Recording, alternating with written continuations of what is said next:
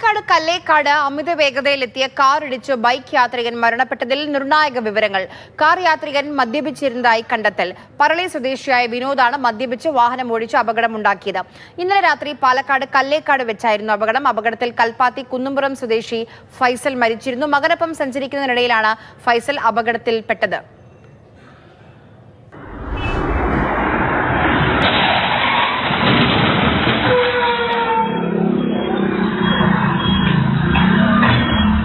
വളരെ ഞെട്ടിപ്പിക്കുന്ന ഒരു CCTV ദൃശ്യമാണിത്.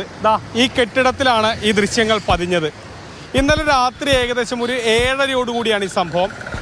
പാലക്കാട് കൽപ്പാത്തി സ്വദേശിയായ ഫൈസൽ തൻ്റെ മകനോടൊപ്പം കൊറ്റപ്പാലം ഭാഗത്തു നിന്ന് പാലക്കാട്ടേക്ക് വരികയായിരുന്നു.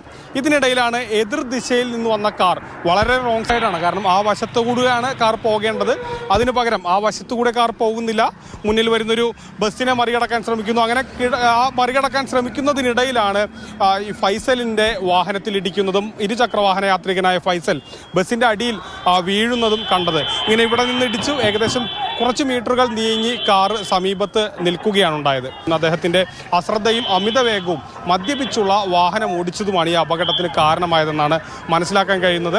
ഇരുചക്രവാഹനം ഓടിച്ചിരുന്ന ഫൈസൽ ഈ സംഭവ സ്ഥലത്ത് വെച്ച് തന്നെ മരിച്ചു. ഭാഗ്യം കൊണ്ട് അദ്ദേഹത്തിൻ്റെ മകന് കാര്യമായ പരിക്കുകളില്ല എന്നുള്ളതാണ് ഏക ആശ്വാസകരമായ കാര്യം. പിന്നീട് സമീപത്ത് തന്നെ ഒരു ആംബുലൻസ് ഉണ്ടായിരുന്നു. ആ ആംബുലൻസിലാണ് ഫൈസലിനെ ആശുപത്രിയിലേക്ക് കൊണ്ടുപോയത്. ഇവിടെ വെച്ച് തന്നെ ഫൈസൽ മരിച്ചിരുന്നു എന്നുള്ളതാണ് പ്രദേശവാസികൾ പറയുന്നത്. ഡ്രൈവർ വണ്ടിയിൽ നിന്ന് ഇറങ്ങുമ്പോൾ ആൾ ഒരു ഫുൾ ലെവലാണ്.